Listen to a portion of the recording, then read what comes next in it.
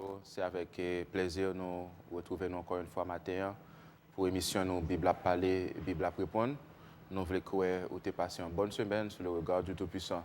Nous gagnons ensemble avec nous chaque samedi matin pour présentation, programme nous, notre bien-aimé Charles Weber. Bonjour frère Charles. Bonjour frère Ariel et bonjour à téléspectateurs. Nous avons plaisir à avoir une fois de plus matin pour que nous soyons capables d'étudier ensemble la parole de Dieu. On a gagné des réactions très positives dans la communauté chrétienne de Boston, dans la mesure que depuis que nous entamé l'étude des prophéties de Daniel, il n'est pas venu un mystère pour personne et nous sommes sûrs et certains que le peuple bon Dieu a gagné une meilleure compréhension de la parole de Dieu. La dernière fois, pour les gens qui t'a suivi, nous avons envisagé ou bien nous avons abordé, nous avons étudié l'Empire médo-persan. Et au cours de la présentation, ça, nous avons dit que l'Empire est représenté par la poitrine et les bras en argent de la grande statue que nous avons retrouvée dans Daniel, chapitre 2, verset 32. Et c'est l'Empire qui était succédé à l'Empire babylonien. L'Empire grec lui jouait un rôle très important dans la prophétie. Et c'est au cours de l'Empire il a été décrété le retour du peuple de Dieu à Jérusalem. Pour les gens qui suivent nous depuis le commencement et présentation prophétie de Daniel et de l'Apocalypse, à cause de leur désobéissance, bon Dieu t'a donné permission pour que le peuple ait allé en esclavage. Et maintenant, c'est avec l'Empire médo-persan que bon Dieu t'a donné ordre pour que le peuple ait retourné à Jérusalem pour la construction ou bien pour la reconstruction du temple. Et Navaoué également, pendant nos prochaines émissions, que l'Empire les joué un rôle important dans l'étude de la prophétie des 2300 soirs et matins, en parlant de l'Empire médo-persan. Mais comme nous te promettons la semaine dernière, je dis à nous aborder pour vous l'Empire grec. L'Empire grec. Première question, moi, pour vous, frère Charles, qui ça vous capable de dire nous de l'Empire grec? L'Empire grec, frère Ariel, c'est une étude qui révélée extrêmement intéressant. On va rappeler que l'Empire ça, c'est le troisième royaume ou bien empire universel qui était prédit par la prophétie, qui était gagné pour régner au cours de l'histoire de l'humanité. Et le représenté par le ventre et les cuisses de la statue de Nebuchadnezzar. Nous sommes capables de dire que l'Empire ça joué un rôle majeur dans la civilisation occidentale. Là, nous parlons de civilisation occidentale, nous voulons parler de l'Europe et de l'Amérique. Parce que là, nous parlons de l'Occident, nous parlons de pays de l'Ouest, et là, nous parlons de l'Orient, nous parlons de pays asiatiques qui sont particulièrement situés à l'Est. Eh bien, l'Empire grec jouait un grand rôle, un rôle majeur dans la civilisation occidentale. Il y a un gros philosophe qui aurait les chevaliers. Chevalier écrit un livre que le titré L'histoire des idées politiques. Et dans le livre là, monsieur évoqué une image pour parler de l'Empire grec. Monsieur parlait de miracles juifs. Une façon pour dire que les Grecs ont été à l'origine de la pensée. Ou du moins, la pensée est née en Grèce. En effet, l'on étudié l'histoire de la Grèce, où est que gagnait tout un pléiade intellectuelle grecque qui succédaient les uns avec les autres. Alors, l'histoire révélée, où gagnait deux classes intellectuelles, où gagnait les philosophes présocratiques et présocratiques. On a parlé de Diogène Laërce, on a parlé de Pythagore, on a parlé de Héraclite d'Éphèse, on a parlé de Parménide, pour citer plus que là. Mais lorsqu'on y a là, au fin passé, dans la deuxième période là, on parle de grands auteurs, de grands écrivains, tels que on parle de Socrate, on parle de Platon, on parle de Aristote. Aristote, c'était un philosophe qui était très puissant et qui a révélé et que écrit Aristote, ou bien pensé Aristote, il a gouverné l'humanité pendant 25 siècles, frère Ariel. Au point que les théologiens latins au Moyen-Âge, on parle de théologiens latins, on parle de saint Thomas d'Aquin, on parle de saint Anselme, on parle de saint Augustin, on parle de Malebranche. Eh bien, monsieur, ça que nous avons considéré comme des apologistes de la foi. Parce qu'à un moment, ils ont défendu la foi chrétienne contre les incrédules. Eh bien, monsieur, tu as envisagé, puis tu as concilié le christianisme ou bien la pensée chrétienne avec la philosophie aristotélicienne de l'époque, qui va développer une doctrine nouvelle que est la scolastique. C'est entre même la question à faire la France, nous avons parlé de la querelle des anciens et des modernes. Nous ne pouvons pas parler ni de la littérature, nous ne pouvons pas parler de philosophie.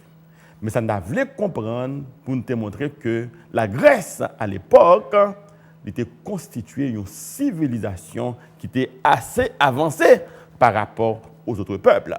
Et ça fait lorsqu'on ne parle grec, dans la région ça, ils étaient les barbares. On a remarqué au moment de la prise de Constantinople ou de l'effondrement de l'Empire romain, eh bien, l'histoire va parler de l'invasion des barbares.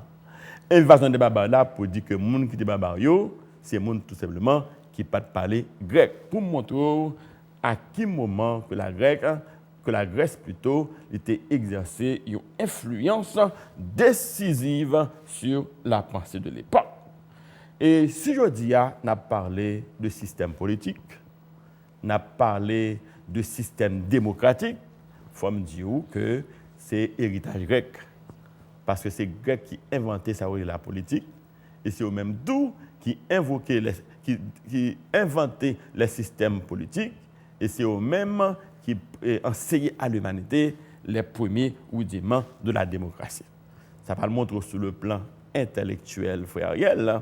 Eh bien, Grèce a gagné un grand apport dans la civilisation de l'humanité.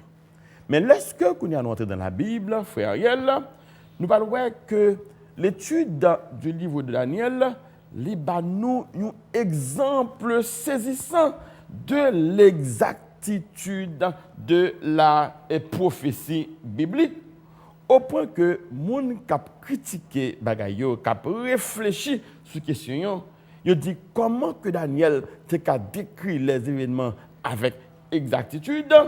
Est-ce que ce n'est pas après que l'événement s'est produit que Lévin écrit le livre de Daniel? Lorsque considérer un historien qui a vécu et peut-être 2e siècle après Jésus-Christ, il y aurait le monsieur Flavius Joseph.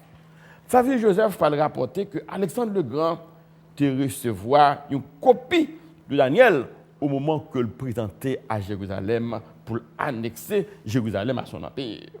Et dans même ça, monsieur qu'on livre que parlait de antiquité, il parlait des annales de l'Antiquité, côté il rapportait à l'histoire d'Alexandre le Grand.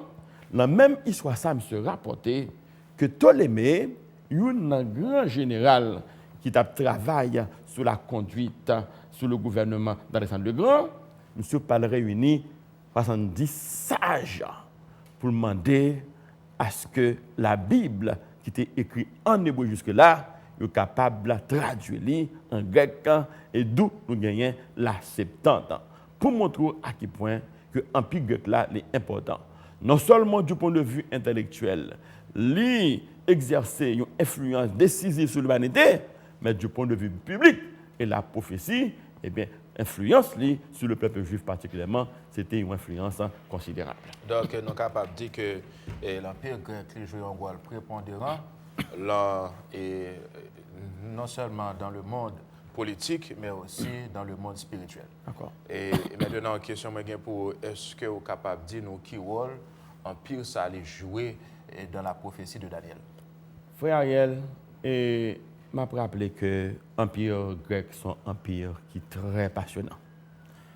Et on va remarquer c'est empire que la Bible parle plus de lui dans le livre de Daniel. Sous sorti dans Daniel 2, où est que l'empire est représenté par le ventre et les cuisses de la statue en airain. Mais l'autre verset, par exemple, en Daniel 11, tout chapitre Daniel 11, là, il parlait uniquement de l'Empire grec. Et là, il parlait du roi du Midi, il parlait du royaume du Nord, il parlait de la royaume du Sud. Il faut qu'on comprenne qui ça veut dire. Il parlait du royaume du Nord, il parlait du royaume du Sud, il parlait du royaume du Midi. Eh bien, ange là qui t'a baillé et pour faire Daniel explication, et il te prend Jérusalem en perspective. L'on dit royaume du Sud, ce royaume qui est au sud de Jérusalem, assurément qu'on voulait parler de l'Égypte. Et l'on dit royaume du Nord, on voulait parler de la Syrie. Est-ce que vous comprenez la question? Donc, tout un chapitre consacré pour parler seulement de l'Empire grec, d'Alexandre le Grand et particulièrement des 4 généraux. Malheureusement, nous n'avons pas bien de temps pour nous faire une analyse exhaustive, nous référer aux auditeurs pour aller tout chapitre dans 11 ans pour voir comment la Bible décrit les événements avec exactitude. Mais maintenant, nous avons 2 textes qui pourraient attirer l'attention des téléspectateurs et sous texte, nous pourrons produire des analyses intéressantes. L'on prend Daniel chapitre 7, le verset 6, frère. Daniel chapitre 7, verset 6. Après cela, je regardais, et voici un autre était semblable à un léopard, et avait sur le dos 4 ailes, comme un oiseau. Cet animal avait 4 têtes, et la domination lui fut donnée. Regardez la première image que la Bible a parlé pour caractériser l'Empire grec. Il prend l'image d'un léopard ailé. Un léopard qui a 4 ailes et puis il a 4 têtes. Pas oublier, nous prenons l'image et que l'image d'animaux nous dit qu'il est représenté par des symboles. Et chaque animal, suivant la prophétie, te constitue un royaume. Et nous gagnons pour nous la signification de Hélio, nous gagnons pour nous toute la signification des 4 animaux. Et il faut me dire que même Empire grec, ça, il reprend aussi dans Daniel, chapitre 8, verset 5 à 8. Daniel, chapitre 8, verset 5 à 8. Comme je regardais attentivement, voici un bouc venait de l'Occident et parcourait toute la terre à sa surface, sans la toucher. Ce bouc avait une grande corne entre les yeux. Il arriva jusqu'au bélier qui avait des cornes et que j'avais vu se tenant devant le fleuve. Et il courut sur lui dans toute sa fureur. Le verset 7. Je le vis qui s'approchait du bélier et s'irritait contre lui. Il frappa le bélier et lui brisa les 2 cornes sans que le bélier eût la force de lui résister. Il le jeta par terre et le foula. Et il n'y eut personne pour délivrer le bélier. Le bouc devint très puissant, mais lorsqu'il fut puissant, sa grande corne se brisa.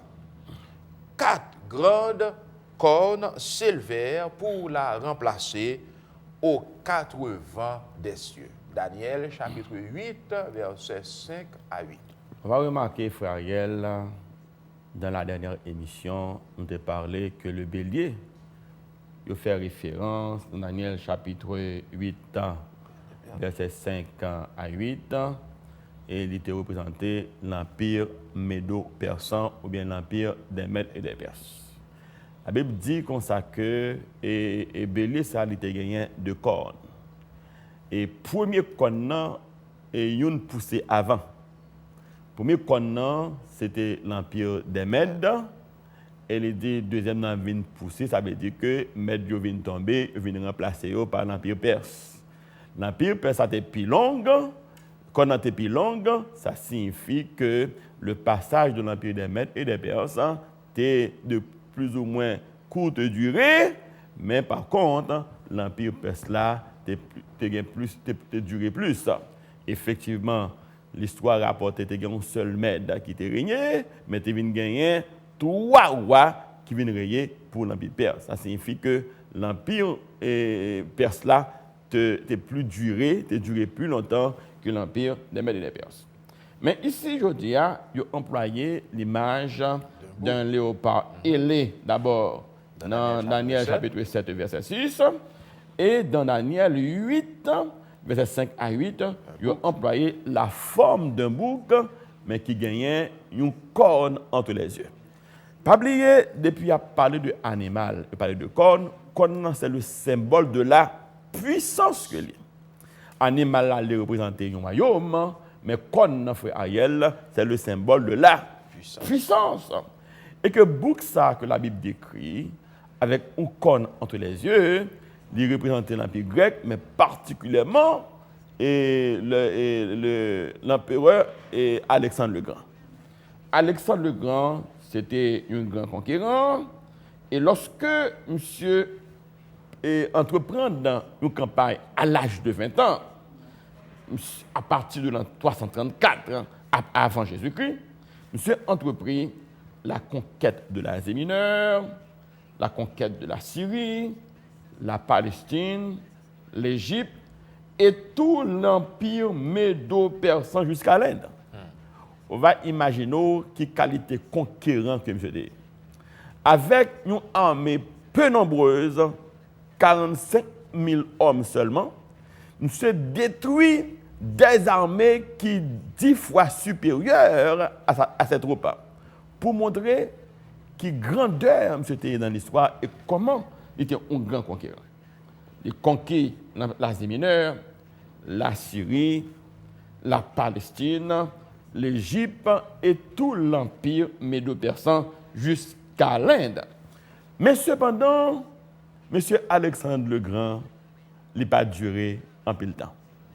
Monsieur commence cette conquête là à l'âge de 20 ans, très jeune, et monsieur fait conquête là pendant 12 ans, et le 11 juin 323, quelle est date là?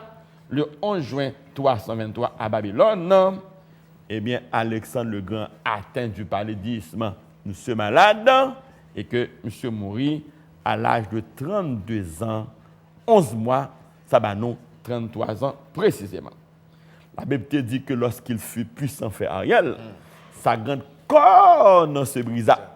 Regardez, on met les téléspectateurs pour montrer qui genre de bon Dieu qu'on a servi et que parole bon Dieu n'est pas gain droit à rester sans effet. Il dit lorsque le rivière fin puissance a passé frère Ariel, sa grande corne se brisa. Effectivement, pas jamais gagné un monde qui est plus grand en termes militaires que Alexandre le Grand. C'est le plus grand conquérant de toute l'histoire. Et monsieur fait conquête avec une certaine rapidité, pas aucune puissance qui était capable de. Mais cependant, là, monsieur arrivé à l'âge de 33 ans, comme la Bible te prédit, monsieur atteint de paludisme et mourit. Mais puisque il mourit, il n'a pas laissé héritier au degré successible, pas de monde pour remplacer. La Bible dit que sa grande corne se brisa et 4 grandes cornes. Ça veut dire que c'est 4 généraux qui viennent partager l'empire d'Alexandre le Grand. Premier général, comme on dirait le général, monsieur Ptolémée Lagus. On reprend encore 4 grands généraux, ça comme on dirait. Il y aurait Ptolémée Lagus. Ptolémée Lagus, ça, c'est lui-même qui parlerait sur l'Égypte et la Palestine. En répondant encore, pour Kabbalah rentrer dans tête tour, c'est 4 grandes conseils et chaque grand conseil est représenté un général qui vient remplacer Alexandre le Grand dans son royaume. Ça signifie l'empire a brisé, l'empire l'a déchiré en 4 morceaux. Premier général là, il Ptolémée Lagus, il parlerait sur l'Égypte et la Palestine. Deuxième général là, il Séleucus Nicanor. Nous prenons encore pour s'y noter, il Séleucus Nicanor, lui-même, il pourra régner sur la Mésopotamie et la Syrie. Séleucus Nicanor pourra régner sur la Mésopotamie et la Syrie. Et troisième général là, il Lysimaque. Lysimaque pourra régner sur la Thrace et l'Asie mineure. Lysimaque pourra régner sur la Thrace et l'Asie mineure. Et quatrième général là, il Cassandre. Et bien Cassandre pourra régner sur la Macédoine et la Grèce. Je me rappelle tout simplement que Alexandre le Grand, c'était petit Philippe de Macédoine, c'était roi de Macédoine, lorsqu'il commençait, d'accord, et campaner dans toute l'Asie mineure. Ça montrait effectivement que parole, bon Dieu, c'est oui et amen. Jean, bon Dieu, était décrit les événements dans la Bible, dans la parole de Dieu, mais il passé dans l'histoire comme dans un film.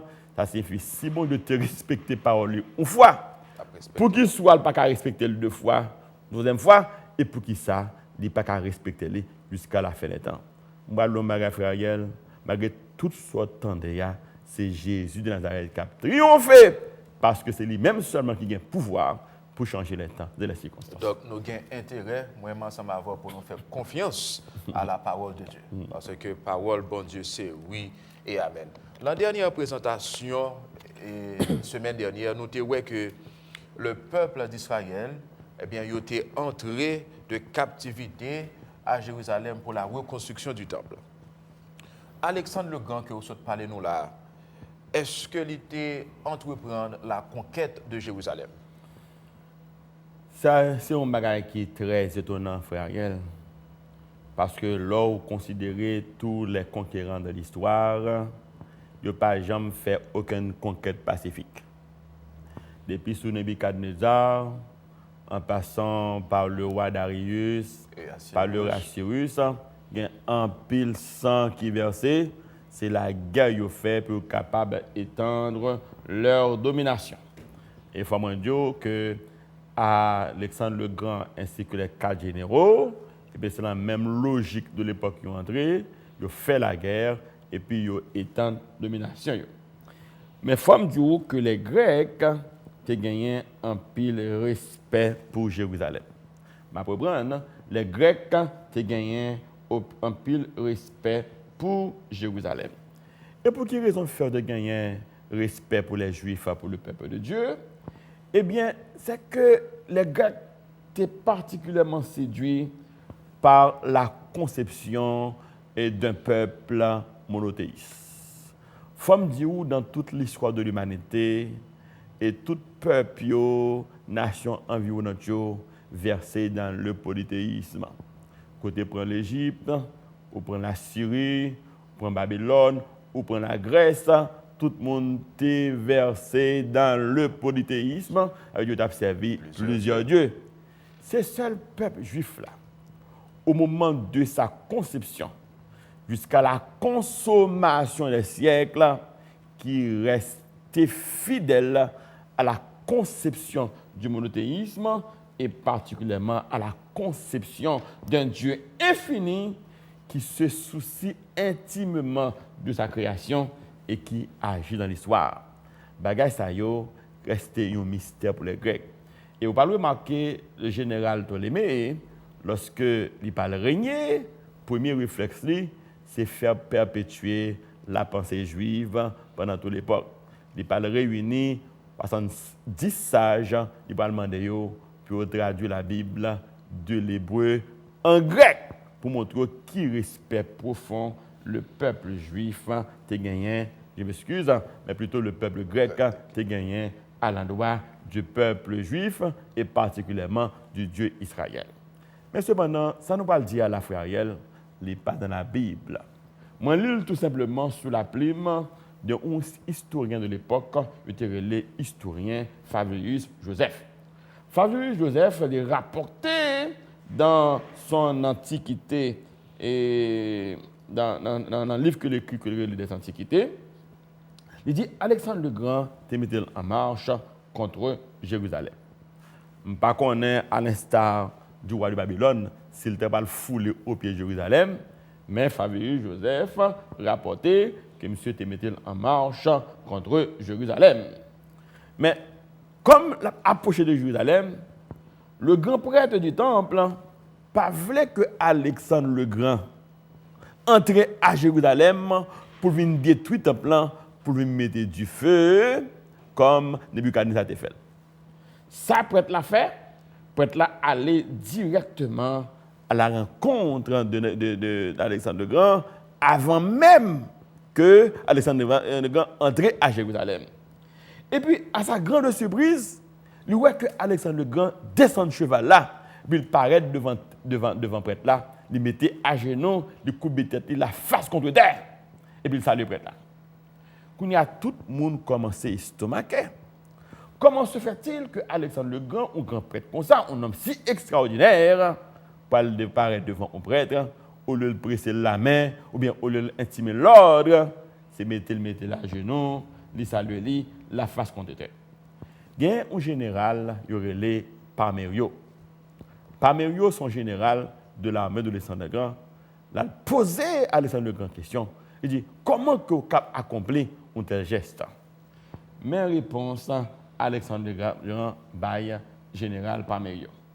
Il dit, je ne me suis pas incliné devant lui, mais devant Dieu qui l'a honoré de sa prêtrise. Attendez bien, oui?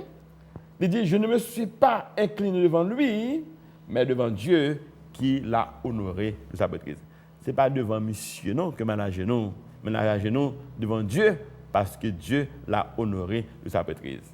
Effectivement, c'est ainsi que Alexandre le Grand commençait à rapporter qu'en songe le soir, il était paraître, il voit que ces prêtres-là, grands prêtres-là, qui paraissent devant avec même tenue, ils viennent comprendre que bon Dieu a gagné un message particulier pour lui, et puisque bon Dieu a un message particulier, par conséquent, il faut écouter la voix de Dieu. Il faut me dire que Alexandre le Grand a interprété vision dans le sens favorable, ça fait qu'il n'a pas fait la guerre avec Jérusalem pour annexer, mais l'histoire a rapporté qu'il a annexé Jérusalem pacifiquement.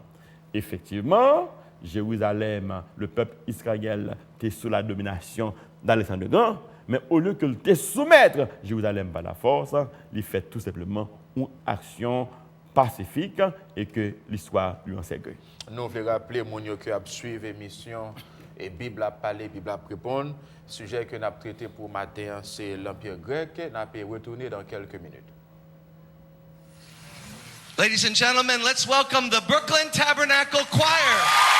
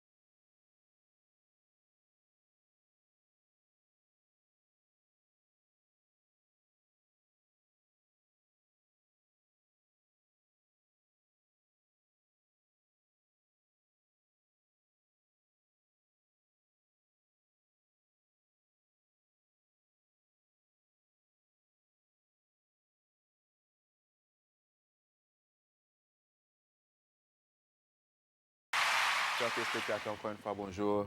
Nous sommes bien contents de nous capables ensemble avoir chaque samedi matin, 7h, 8h pour émission nous, Bible à parler, Bible à répondre. Et le sujet que nous avons traité pour matin, c'est l'Empire grec. Nous voulons rappeler à monde qui suivre nous. Si vous avez une copie de l'émission, vous êtes capable de nous d'abord dans 617 291 72 50. Et ensuite, vous êtes capable de nous dans 857 719 56 95.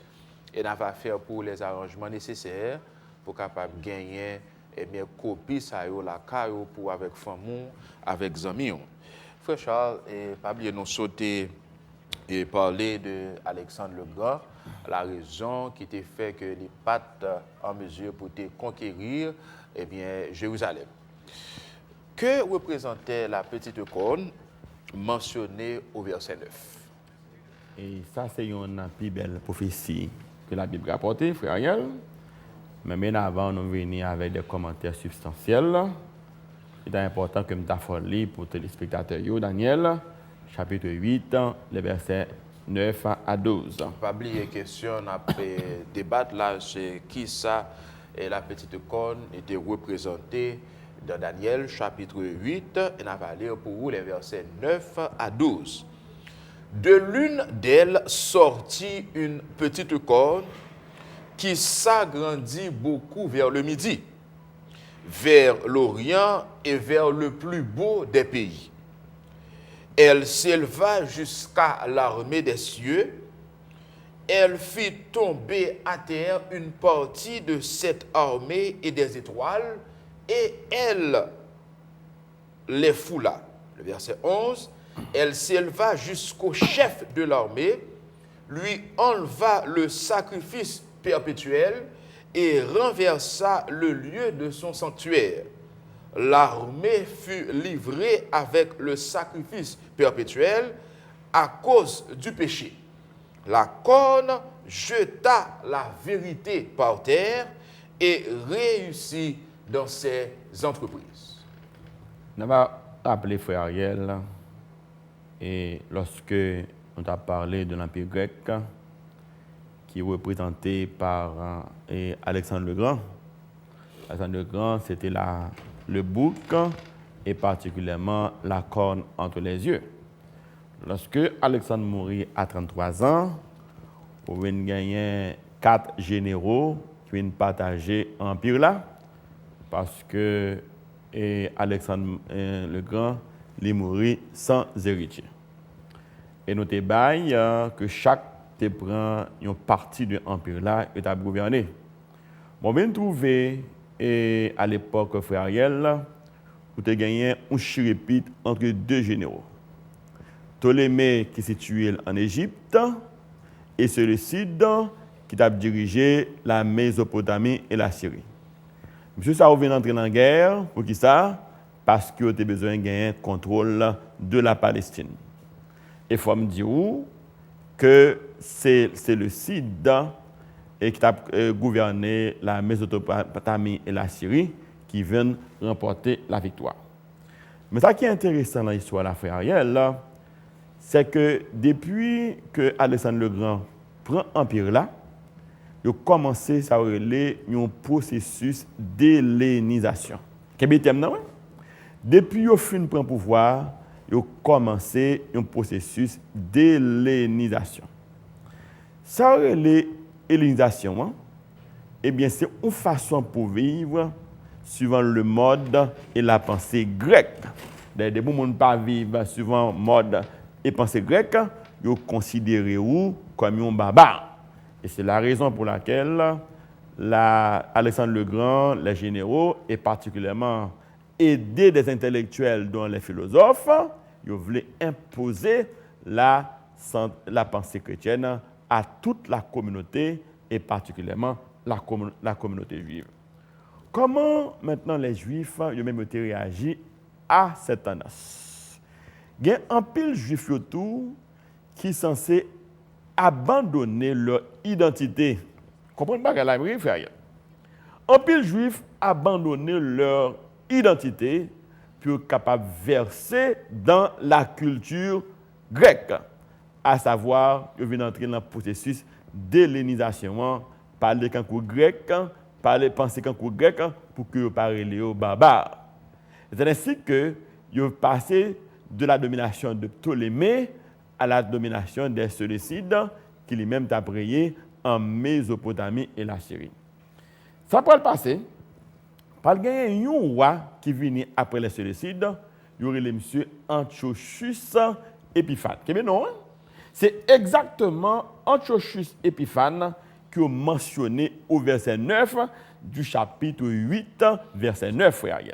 On reprend pour encore. Il y a un roi qui vient remplacer Séleucide. Comment dire les frères? Antiochus Épiphane. Il y aurait le Antiochus Épiphane. Épiphane. Monsieur, c'était un roi antisémite. Antisémite, veut dire que le roi ça était contre le peuple juif. Monsieur dit qu'il a fait bagaille qui relait communauté juive là, ça n'a pas existé. Monsieur fait promulguer un décret qui déclarait le judaïsme hors la loi.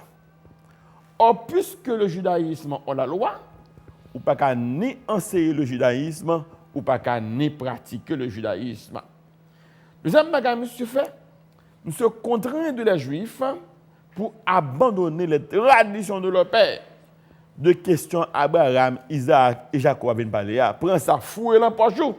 C'est pour vivre, non pas d'après la loi divine, mais c'est pour vivre d'après les lois grecques. Et finalement, ça le fait. Monsieur profaner le temple de Jérusalem. C'est pas grec, non?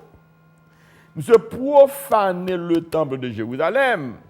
On a remarqué, lorsque les Juifs ont offert à Dieu des sacrifices, ils ont utilisé des boucs, ils ont utilisé des taureaux et éventuellement des tourterelles, des pigeons. Monsieur venu, monsieur prend un cochon. Monsieur sacrifier cochon sous l'autel de l'Éternel. Et puis il prend le temple là, il baptise lui au nom de Zeus olympien. Il faut me dire que Zeus, c'est le dieu principal du peuple grec. Eh bien, il faut me dire que le temple de Jérusalem, s'il n'est pas détruit, mais il te prend une soufflette. Et c'est la raison pour laquelle, l'on parle parler dans Daniel 11, verset 31, la Bible parle parler de abomination de la désolation et particulièrement parle évoquer le péché dévastateur. Alors, naturellement, si le temple sanctuaire a été foulé, dévasté, profané, souillé, c'est en raison de comportement du peuple juif qui a rejeté leur identité nationale, l'identité juive, pour aller vers des pensées modernes. Effectivement, frère Ariel, on va pas remarquer que les chrétiens aujourd'hui sont tombés dans les mêmes excès. Ils sont tombés dans les mêmes excès dans la mesure que le christianisme n'a pas suffi pour eux. Eh bien, ils vont aller vers les valeurs du monde. Et les valeurs du monde rejettent automatiquement les valeurs chrétiennes comme étant valeurs et qui dépassaient pour aller maintenant vers les valeurs modernes. Et là, Jésus est venu, la Bible dit par le gagner des pleurs et des grincements de dents. Mes amis, mon Dieu, c'est la vérité et Amen. La parole de Dieu, c'est la vérité et Amen. Et lorsque on ne pas respecter la parole de Dieu, ou pas suivre, ou pas vivre plutôt suivant l'identité chrétienne, eh bien, il faut qu'on soit prêt à en tirer les conséquences. Et dernière question, pour avant nous ouvrir et pour que nous soyons capables de nous poser qui ça vous pensez de présentation sujet nous pour matin, le 617 541 22 22. À la suite de cette profanation, frère Charles, du temple de Jérusalem par Antiochus Épiphane, quelle réaction peuple juif a gagné? Faut dire, frère Ariel, ce n'est pas tout juif qui a rejeté leur identité chrétienne nationale. Ce n'est pas tout juif, c'est une partie dans les juifs qui entre dans le processus d'hellénisation, c'est-à-dire à vivre, même gens avec les Grecs, pour moun parler au baba. Et c'est la raison pour laquelle après je dis, il y a un pile de monde qui ne pas vivre suivant les chrétiens, qui vivent suivant le monde, parce qu'ils ne pas les tête marée. Parce qu'ils prennent pour monde et qui servi bon Dieu comme monde qui marginalisé, monde qui tête marée. Ça fait pas bon. Ça fait pas bon. Mais ce pas comprendre, c'est monde qui servi Jésus, c'est monde qui a remporté la victoire. Eh bien, ce n'est pas tout juif ça qui était entré dans la question hellénisation. Il y a des juifs qui étaient restés fidèles, qui étaient fortement attachés à la foi de leurs ancêtres.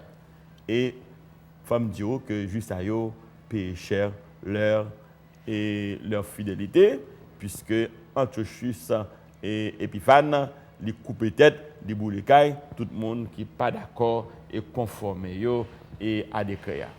Et c'est pour la première fois, frère Ariel, où pas gagner ça aurait la guerre des religions.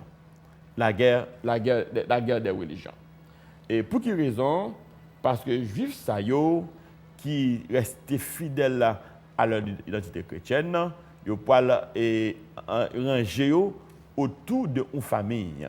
Que la Bible parlait plutôt la Bible, mais que l'histoire parlait de la révolte des Maccabées ou bien la révolte maccabéenne. Qui est Maccabée ça?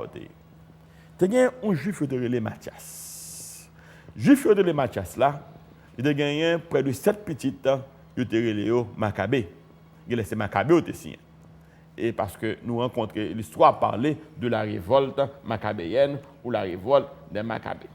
Eh bien, même dit, il ne pas qu'à tolérer que le peuple de Dieu lui aussi insulté. Il ne pas qu'à tolérer ingérence, une fête dans le culte et que pas respecter le vrai Dieu, il prend les armes, il révolté contre Antiochus Épiphane.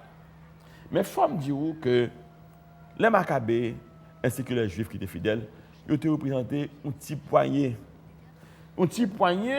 devant une armée nombreuse, une armée professionnelle, une armée équipée.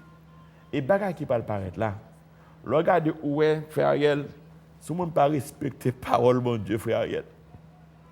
Si on ne pas respecter parole mon Dieu, pas qui soit respecté. Parce que là nous lit le chapitre 11 là, il dit ouais ça qui fait fréquent, eh bien fin li la privé comme par enchantement. Et faut me dire petit point de juifs ça qui prend les armes contre l'armée nombreuse des Grecs équipés très professionnels, eh bien à la surprise générale, c'est eux-mêmes qui pourront remporter la victoire. Il fait 3 années de combat frère. 3 années de combat, mais bon Dieu a eu la victoire parce que la prophétie a accomplie. Finalement, Jérusalem est reconquis, nettoyé, reconsacré à bon Dieu. Et depuis lors, il y a un miracle extraordinaire qui peut accompli. Et les Juifs, jusqu'à présent, ils peuvent fêter le miracle ça sous la forme de miracle de Hanouka. Il y a une fête qui est fêtée à Jérusalem, la fête de Hanouka. Ça s'est passé, mais lorsque il y a reconsacré le temple à l'Éternel, tu as gagné une fiole d'huile, un petit flacon d'huile, que tu mettais pour bouler dans le temple. D'après calcul, là, c'est un jour que tu as fait la boulée, et bien il fait 8 jours la boulée sans arrêt. Et que je suis émerveillé, il y a son gros miracle, et bien chaque année, je fête sous la forme de la fête de Hanouka. Ça a montré, d'après les Juifs, que la survie de la lumière de Jérusalem n'est pas qu'à éteindre. Les bons dieux voient lumière, frère Ariel, pas aucune force ténèbre qui a la lumière. Ou qui a fait obstacle pendant un petit moment. Ou qui a mis peuple bon Dieu en difficulté pendant un petit moment. Mais I am telling you, celui qui change les temps et les circonstances, qui est l'alpha et l'oméga, le Dieu de la toute-puissance, frère Ariel, ou pas capable de contrecarrer ses desseins.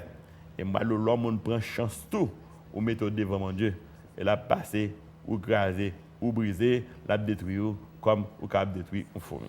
617, 541, 22, 22, c'est possibilité, nous, ou même qui t'a suivre nous matin, pour aider nous, pour dire nous qui sont pensés de présentation, sujet nous, l'Empire grec. 617, 541, 22, 22, relais nous pour dire nous qui sont pensés de présentation, sujet nous pour matin.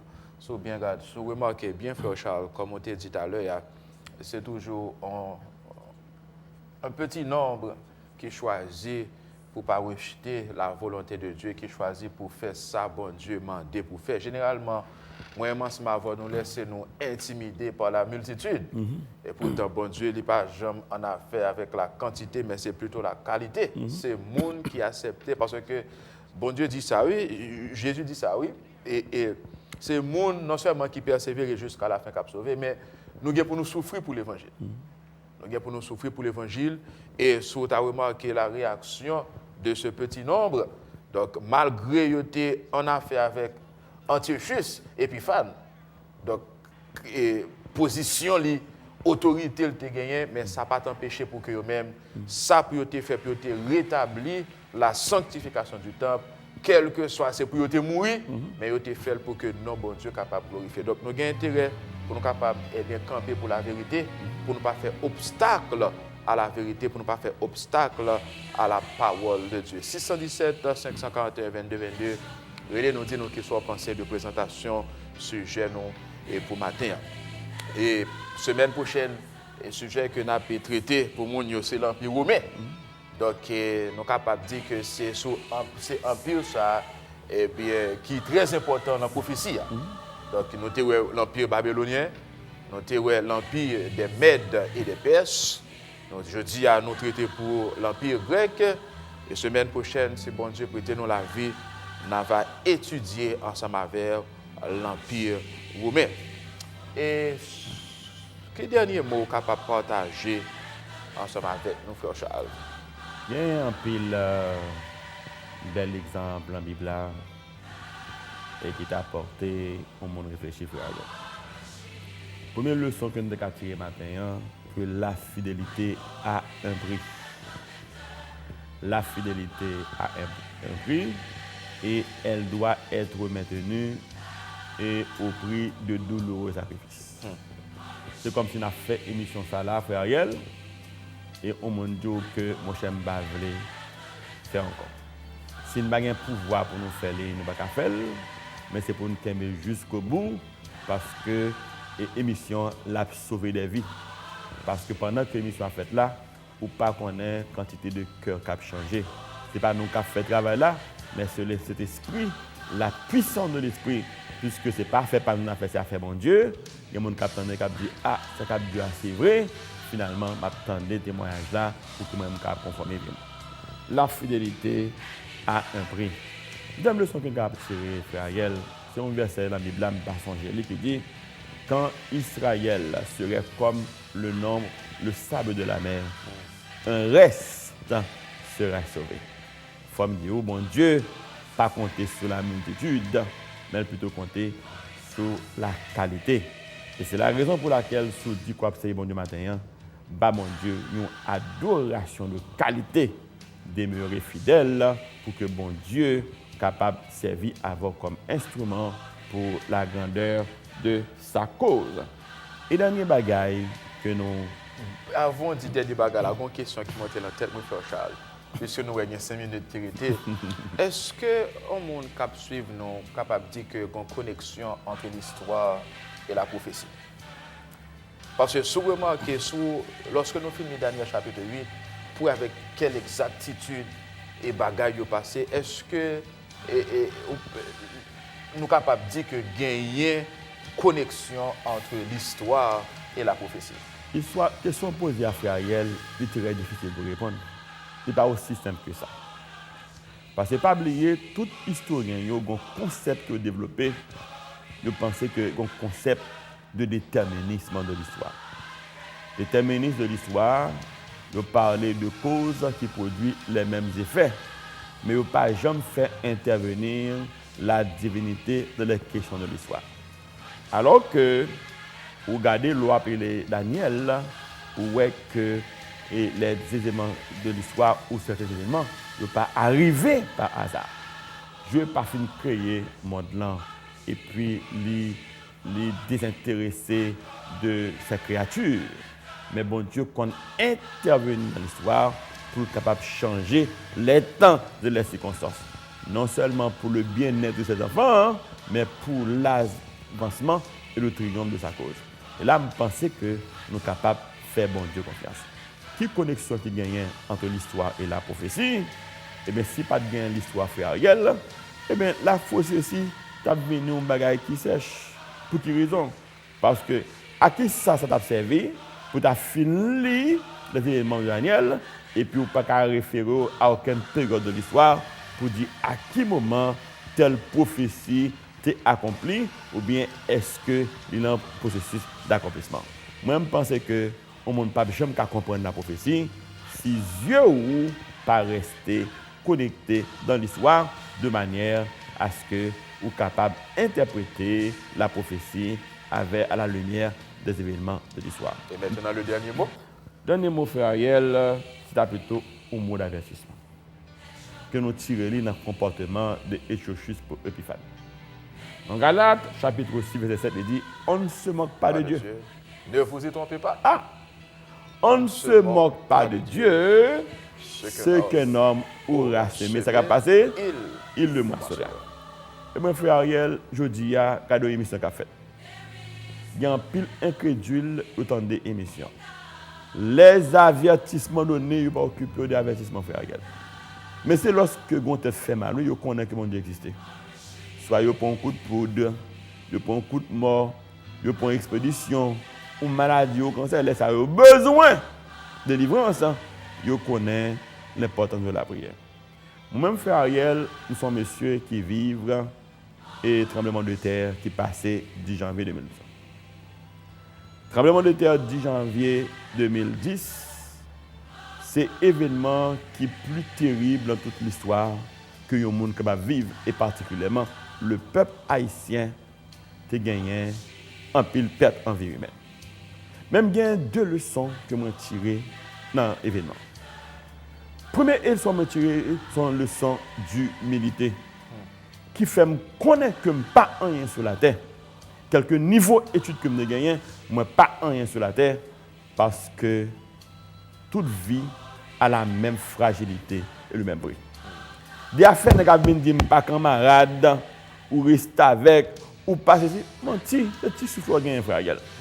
Toute vie a la même fragilité et le même prix. Les moins vivre événement ça laisse moi tomber dans l'humilité, moi comprendre que pas grand rien sérieux dans la vie.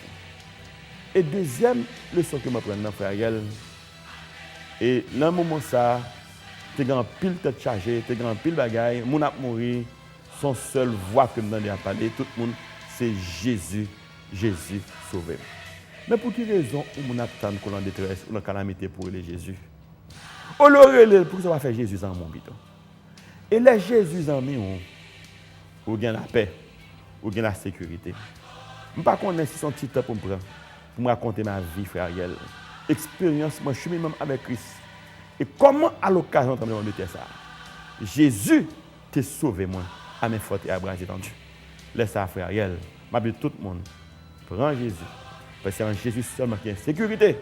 Le Jésus, non seulement la bonne sécurité, mais parce quoi la barre aussi la vie.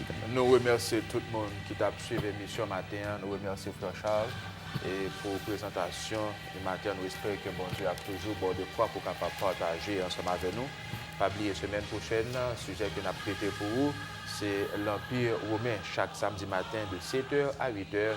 Fait plan pour capable brancher et comme ça va enrichir connaissance dans la parole de Dieu. Et aussi, si vous avez procurer ou de copies, émission nous dans 617 291 72 50 857 719 56 95 et nous va faire pour les arrangements nécessaires. Nous remercions, nous espérons que vous passez une bonne journée, une bonne semaine sur le regard du Tout-Puissant. Pas oublier, une prier pour l'autre. Nous remercions encore une fois et nous bon rendez-vous pour semaine prochaine. 7h-8h, Bible à parler, Bible à répondre. Restez avec la paix.